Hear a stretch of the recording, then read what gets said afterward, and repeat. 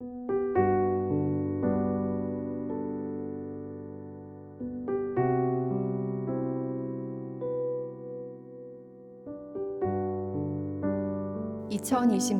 11월 5일) 목요일 큐티 생명의 삶. 오늘의 본문 데살로니가 전서 4장 1절부터 12절까지 말씀입니다.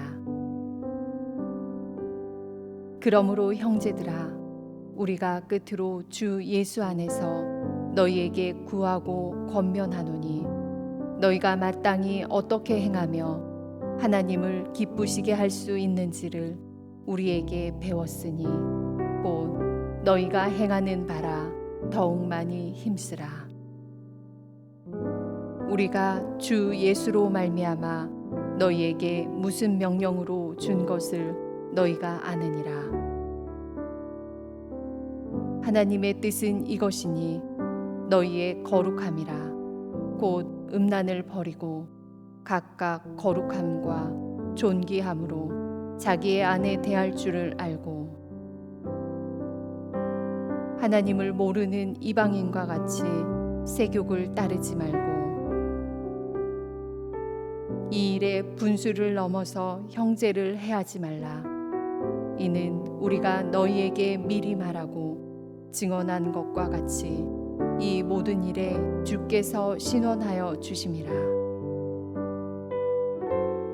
하나님이 우리를 부르심은 부정하게 하심이 아니요 거룩하게 하심이니, 그러므로 저버리는 자는 사람을 저버림이 아니요 너희에게 그의 성령을 주신 하나님을 저버림이니라. 형제 사랑에 관하여는 너희에게 쓸 것이 없음은, 너희들 자신이 하나님의 가르치심을 받아 서로 사랑함이라. 너희가 온 마게도냐 모든 형제에 대하여 과연 이것을 행하도다. 형제들아, 권하노니 더욱 그렇게 행하고, 또 너희에게 명한 것 같이 조용히 자기 일을 하고 너희 손으로 일하기를 힘쓰라.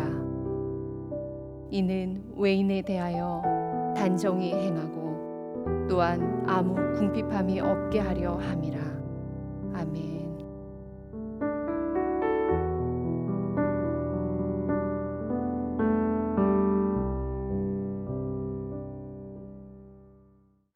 여러분이 이 땅을 살아가시면서 하나님과 사람 중에 누구를 더 의식하고 살아가십니까?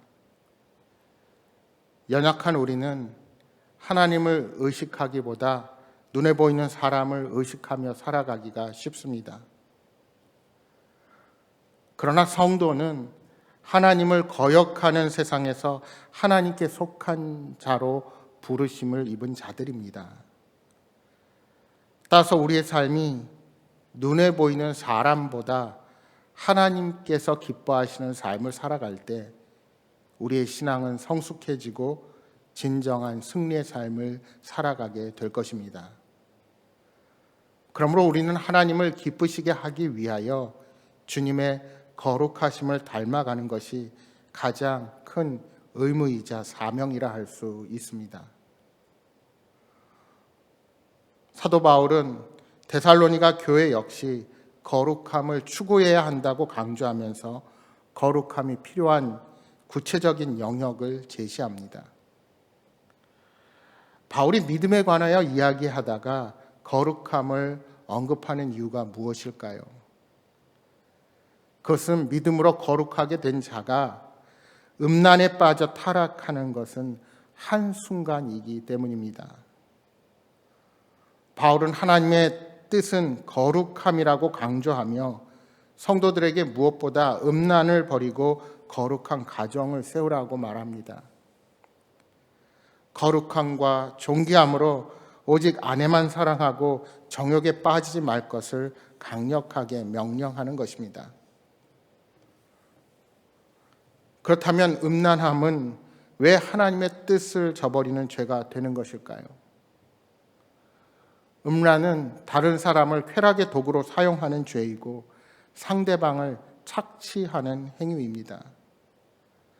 그것은 하나님께서 내 이웃을 내 몸과 같이 사랑하라고 하신 말씀에 정면으로 위배되는 무서운 죄입니다. 그러나 당시 이교도들은 성적으로 문란했습니다. 결혼 전이나 후에도 첩을 두고 살았고 창기들과 성관계를 가졌습니다. 이교도의 제사를 드릴 때 사제들과 성적인 음란에 빠지는 것을 아무렇지도 않게 당연하게 여겼습니다. 성경이 말하는 거룩함의 히브리어는 코데시입니다. 이 코데시는 분리하다라는 뜻을 가진 카다시라는 동사에서 유래했는데, 카다시에서 파생한 다른 단어가 창기라는 뜻의 케데샤입니다. 그러니까 거룩한 자 코데시가 순식간에 창기와 같은 코데샤가 될 수 있다는 것입니다. 그래서 바울 사도는 데살로니가 성도들에게 세상 사람들과 구별되어 거룩한 삶을 살라고 말씀하고 있는 것입니다. 오늘날 음란과 쾌락이 가정과 사회를 위협하고 있습니다. 특히 젊은 청년들은 결혼에 대한 올바로 된 성경적 가르침을 이해하지 못할 뿐만 아니라 다른 사람을 쉽게 쾌락의 도구로 이용하면서 그것을 죄로 인식하지 못하는 경우가 있습니다. 이제 우리 사회에서 혼전 관계는 이미 아무렇지 않게 되어버렸습니다. 이럴 때일수록 성도들은 하나님의 뜻인 거룩함을 실천하고 그 진리를 젊은 세대들에게 가르쳐야 합니다. 거룩함의 본을 보이는 것이야말로 교회가 죄로 어두워진 세상에 빛과 소금의 역할을 감당하는 강력한 방법입니다. 우리가 거룩함의 삶을 살아간다고 방심해서는 결코 안 됩니다. 언제 넘어져서 창기와 같은 사람이 될지 모릅니다. 따라서 날마다 하나님께 도우심을 간구해야 합니다. 결국 오늘 본문에서 말하는 거룩함은 완성된 것이 아니라 거룩하게 되어가는 중임을 말씀하고 있는 것입니다. 우리가 이것을 신학적인 용어로 성화라고 말합니다.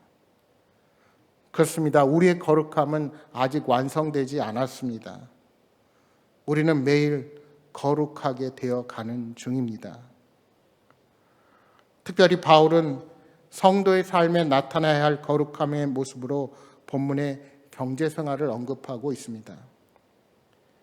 왜 경제생활이 거룩함을 이루는 영역이 되어야 합니까? 당시 데살로니가 성도들 중 일부가 잘못된 재림 사상을 가지고 있었습니다. 그들은 예수님께서 다시 오신다고 약속하신 그 재림의 때가 임박했다고 생각하고 더 이상 일하지 않았습니다. 또한 노동을 노예들이나 하는 저급한 것으로 치부했습니다. 이에 사도 바울은 조용히 자기의 일을 하고 자신의 손으로 일하기를 힘쓰라 말씀합니다.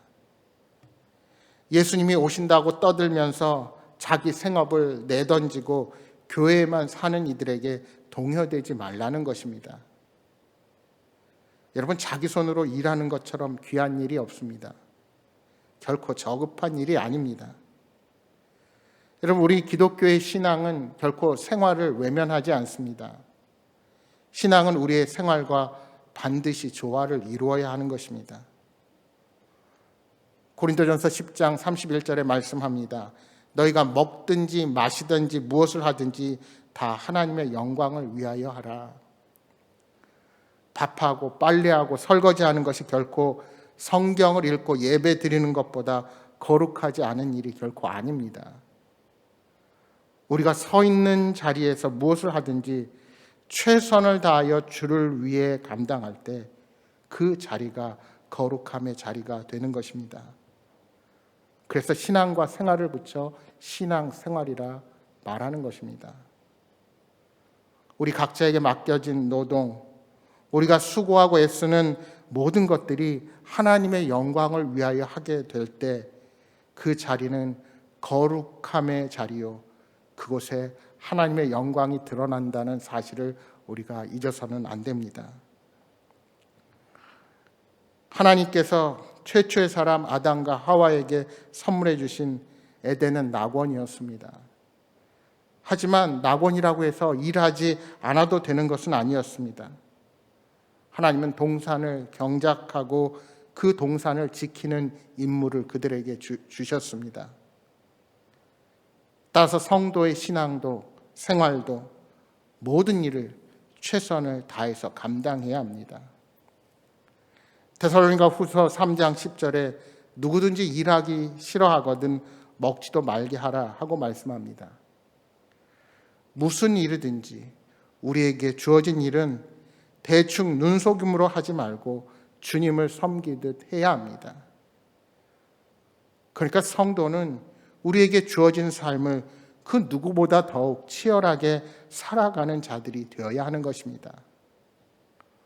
여러분이 서 있는 가정, 직장, 학교, 그 어느 곳이든 그 현장은 하나님께서 우리를 보내신 거룩한 사명의 장소여 우리들의 사역지라는 사실을 명심하시기 바랍니다.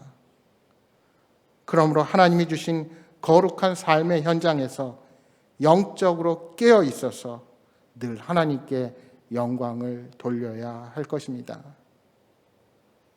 특별히 창조 이래로 가정과 일터는 하나님의 복을 경험하는 장소가 되었습니다. 그러나 죄의 영향력 때문에 우리 시대의 가정과 일터는 심각하게 오염되었습니다. 이렇듯 타락한 상태를 다시 거룩하게 회복하는 것이 바로 오늘 우리 그리스도인들의 책임입니다. 따라서 날마다 말씀 안에서 하나님의 능력을 덧입어서 거룩한 가정과 일터를 만드는 일에 더욱 분투하시는 여러분 모두가 되시기를 축복합니다. 사랑하는 여러분, 오늘도 각자의 삶의 자리에서 거룩함으로 서서 하나님을 기쁘시게 하는 복된 삶을 살아가시는 여러분 모두가 되시기를 주님의 이름으로 축복합니다. 우리 주신 말씀 생각하면서 이 시간 함께 기도하겠습니다. 날마다 거룩함으로 부르시는 하나님의 음성에 순종으로 반응하게 하여 주옵소서. 주께서 함께 하시고 우리의 마음을 지켜주셔서 내가 서는 삶의 현장이 어디이든 하나님을 기쁘시게 하는 복의 자리가 되게 하옵소서 하고 기도하시기 바랍니다. 또한 여러분 가져오신 간절한 기도의 제목 놓고 기도하시다가 돌아가시기 바랍니다. 함께 기도하겠습니다.